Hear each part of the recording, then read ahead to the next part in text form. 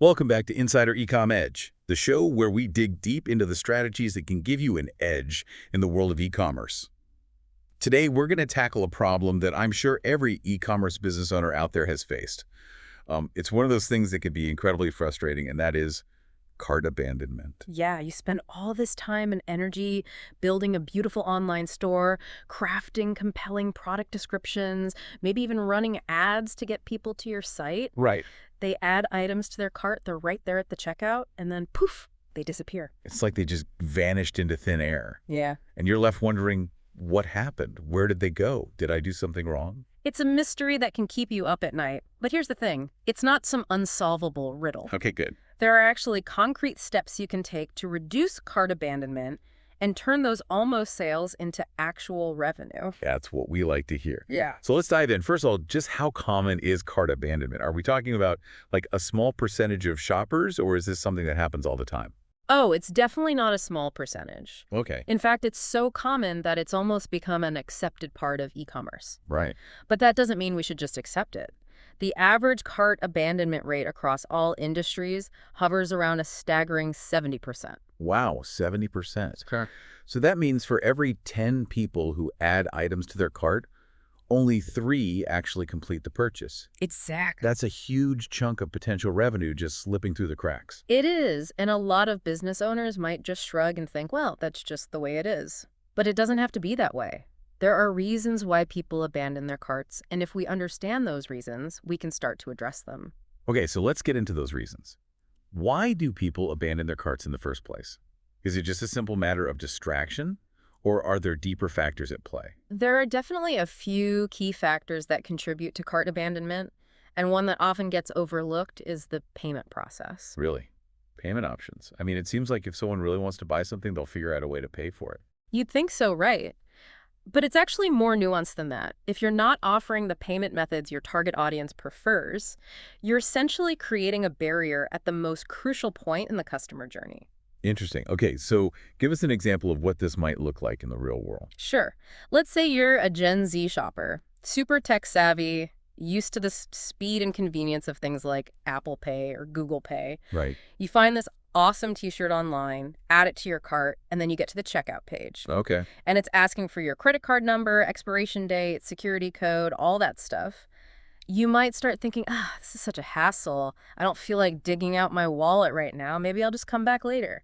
I can see that. Especially for younger shoppers who are used to those one-click payment methods, anything that feels clunky or time-consuming can be a major turnoff. Absolutely. And it's not just about convenience, it's also about trust and security.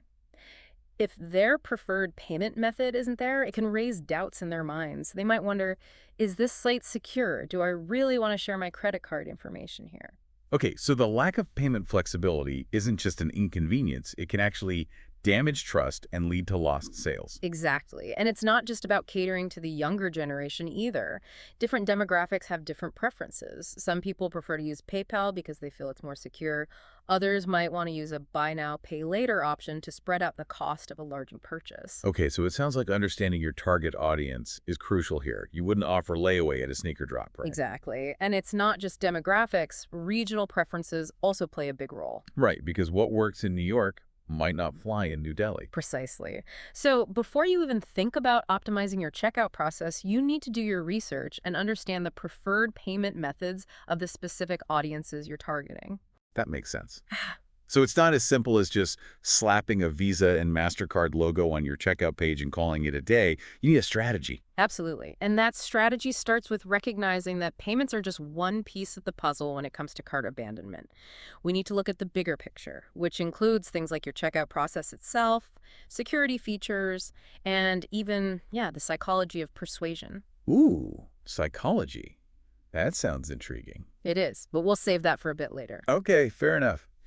So let's focus on that checkout process for now. What are some of the common pitfalls that send potential customers running for the hills? Well, one of the biggest is surprise fees. You know that moment when you think you've snagged a great deal and you're all excited to check out, only to be hit with exorbitant shipping costs or hidden handling charges at the last minute? Oh, don't remind me. I've definitely been there, and it's the worst. It feels so sneaky, like a beat and switch tactic. It is, and it completely erodes trust. Customers want transparency. They want to know exactly what they're paying for up front, not feel like they're being nickel and dimed at the last minute. So being upfront about all costs is crucial, not just for conversions, but also for building a positive brand experience. Exactly. Now, another common pitfall is a clunky or complicated checkout process. If your checkout page feels like an obstacle course with endless forms, confusing navigation, and forced account creation, I've been there too. It's like they're daring you to abandon your cart. it's a recipe for disaster. People are busy. They want things to be quick and easy. If they have to jump through hoops just to buy a pair of socks, they'll likely go elsewhere. Okay, so streamline. Got it. But hold on, we're in the digital age. Right. Doesn't everyone just assume that websites are secure these days? You'd think so, but security concerns are still a major factor in cart abandonment. With all the data breaches and online scams we hear about, people are understandably hesitant to share their sensitive information online. Right, if I'm not 100% confident that my credit card details are safe, I'm not hitting that buy now button. Exactly. So, ensuring your checkout page is secure using reputable payment processors and displaying trust signals like security badges is absolutely essential. It's not just about protecting customer data, it's about building confidence and trust. So we've got payment options, checkout process, security. It sounds like creating a conversion-friendly checkout experience is quite the balancing act. It is. But don't worry, it's not as overwhelming as it might seem. We're going to break down each of these elements and provide actionable strategies to optimize your checkout process, reduce cart abandonment, and ultimately boost those all-important sales. Sounds like a plan. I'm ready to dive deeper into those strategies. Great. Let's take a quick break and then we'll get tactical. Okay, so let's get tactical and talk about how to actually put these ideas into action. Remember earlier we talked about those payment options, how important it is to have diverse options? Right, we don't want to overwhelm people with a million choices, but ignoring what our customers actually prefer is just asking for trouble.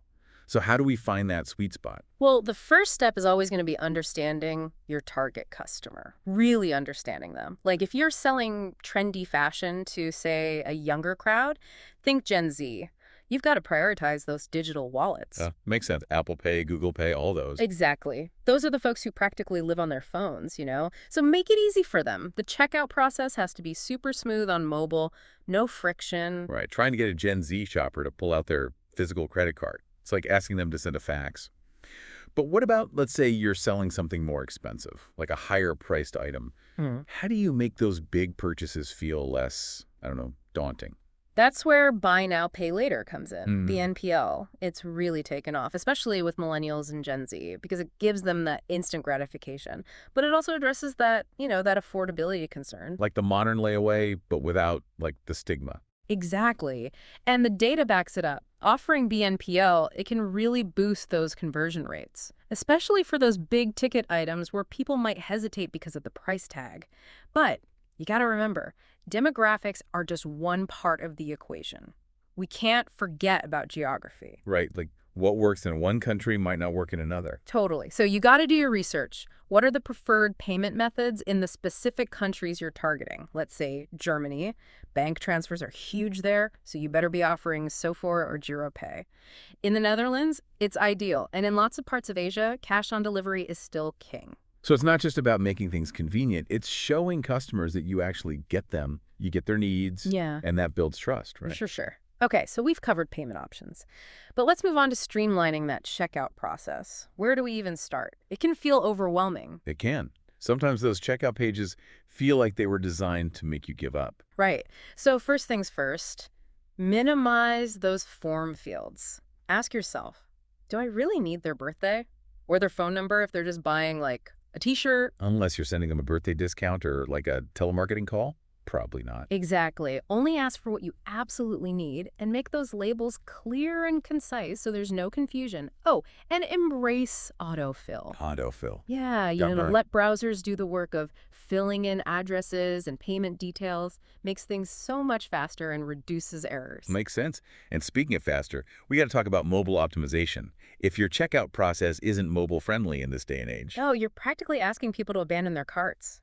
Seriously, test your checkout flow on all sorts of devices. Phones, tablets, different screen sizes. Make sure it's smooth. What about guest checkout options? Huge. Don't force people to create an account just to buy one thing. It's a friction point. Yeah, nobody wants to do that.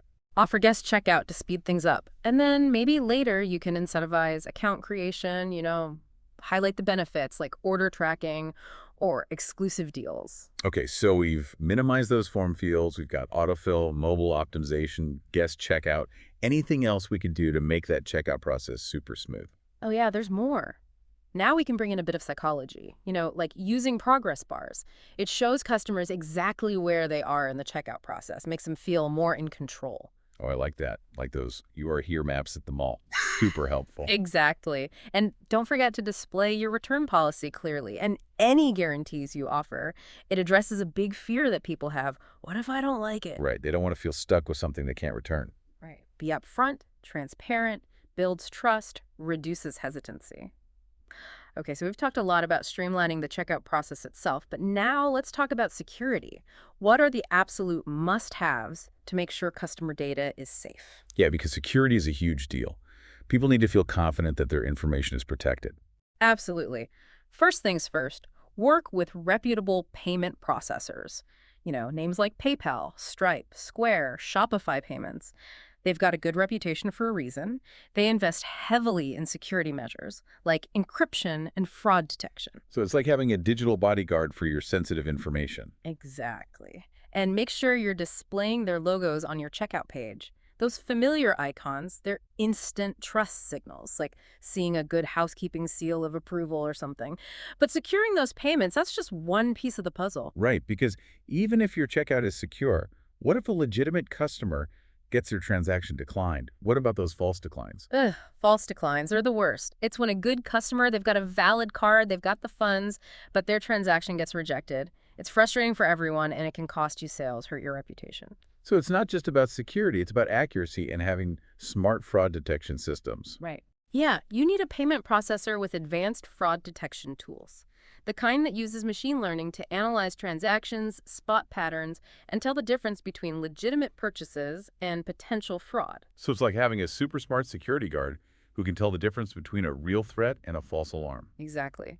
And minimizing those false declines, it's not just good for the customer experience, it's good for your bottom line too.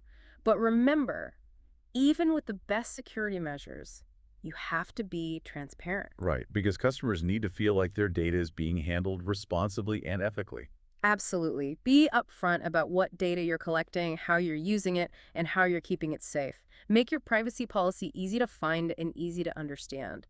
Building trust is an ongoing thing, and transparency is a powerful tool.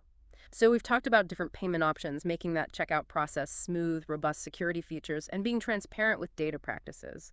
What else do we need to cover in our fight against cart abandonment? Yeah, we've covered a lot of ground already. What else can we do?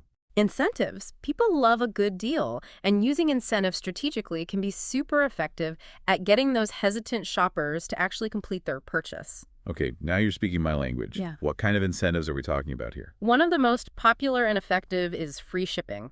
Studies have shown that free shipping is a huge motivator for online shoppers. It can really tip the scales. Now, if offering free shipping on every single order isn't feasible, because those shipping costs can really add up, They can. So what do we do? set a minimum purchase threshold for free shipping. You've seen it before, right? Yeah. Free shipping on orders over $50 or whatever. Encourages customers to add more to their cart to reach that threshold, and it increases your average order value. Win-win. What other incentives can we use to, like, sweeten the deal? Discounts. You could offer a discount or a reward for using a specific payment method. Say, give a small percentage off if they pay with a digital wallet like PayPal or Apple Pay. Oh, smart. So it's about aligning incentives with behaviors that benefit both the customer and the business. Exactly. And don't underestimate the power of limited time offers and exclusive discounts. That feeling of urgency or scarcity can be really motivating. Gotta get it before it's gone. But, key point, always be transparent and clear about those terms and conditions. Right, because nothing erodes trust faster than hidden fees or confusing fine print. Exactly.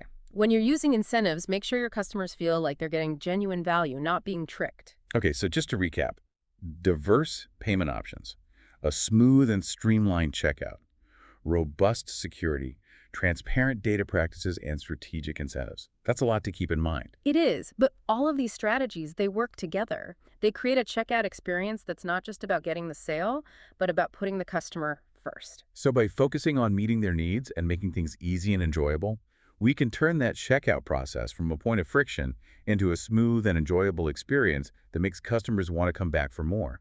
Exactly. It's about building relationships, not just transactions.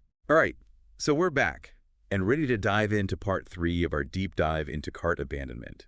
We've talked about those practical strategies, like payment options and checkout optimization, but now it's time to get into the nitty-gritty of what's really going on in those shoppers' minds. We're going to talk about behavioral science, the psychology of online shopping. Yeah, this is where it gets fun. Because even if you've got all the technical stuff right, there's a whole other layer of influence happening. Subconscious stuff that can make or break a sale. It's like a secret weapon most e-commerce businesses don't even know about. Okay, I'm all ears. hmm Tell me more about these subconscious influences. How do we tap into this hidden layer of persuasion? Well, one of the most powerful techniques is social proof. You've seen it everywhere. Customer testimonials, reviews, as seen in sections, even just displaying how many people have already bought something. Oh, for sure. I'm way more likely to buy something if I see a ton of other people have already bought it. Yeah. It's like walking into a packed restaurant. Mhm. You just assume it must be good. Exactly. It's that whole idea of if everyone else is doing it, it must be the right thing to do. We're wired to follow the crowd, especially when we're not sure what to do. So if you can show off those positive reviews, highlight user-generated content, or even just slap a bestseller badge on a product. It's like giving those hesitant shoppers a little nudge, that extra reassurance that they're making a good choice. Okay, what other psychological tricks can we use? I mean, ethical persuasion tactics, of course. We want to nudge people in the right direction, not manipulate them. Of course.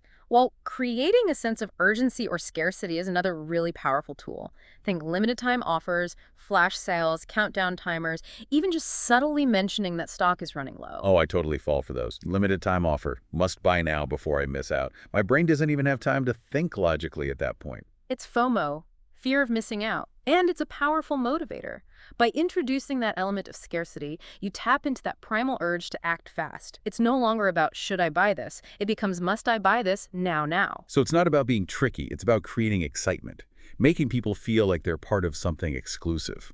Okay, any other psychological tactics we can use to enhance the checkout experience? Absolutely. Framing and anchoring is a good one. It's about how you present choices and how that influences perception of value.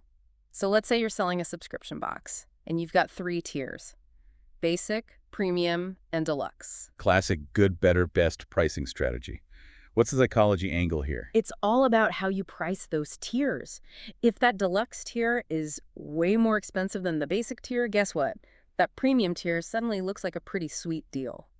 So it's all about perception. The deluxe tier is like an anchor, Right. making the premium tier seem like a bargain in comparison. Exactly. Another technique that plays on our biases is loss aversion. We humans, we hate losing more than we like winning.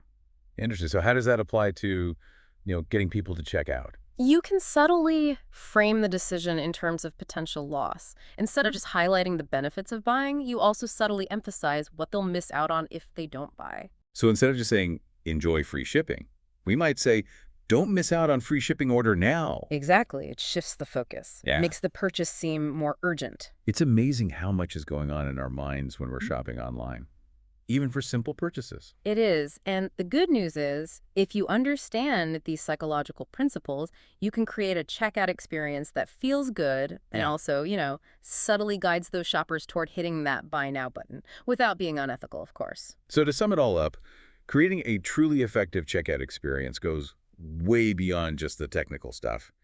It's about understanding the human element, the psychology behind our decisions, and using those insights to nudge people in the right direction. Well said. It's about data-driven strategies, yeah, but also about understanding human behavior. That's how you create a checkout that really converts. And on that note, I think we've reached the end of our deep dive into cart abandonment.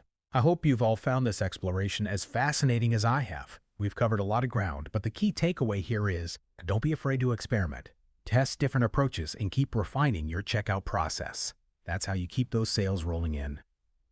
Thanks for joining us on Insider Ecom Edge. We'll catch you next time for another deep dive into the ever-evolving world of e-commerce.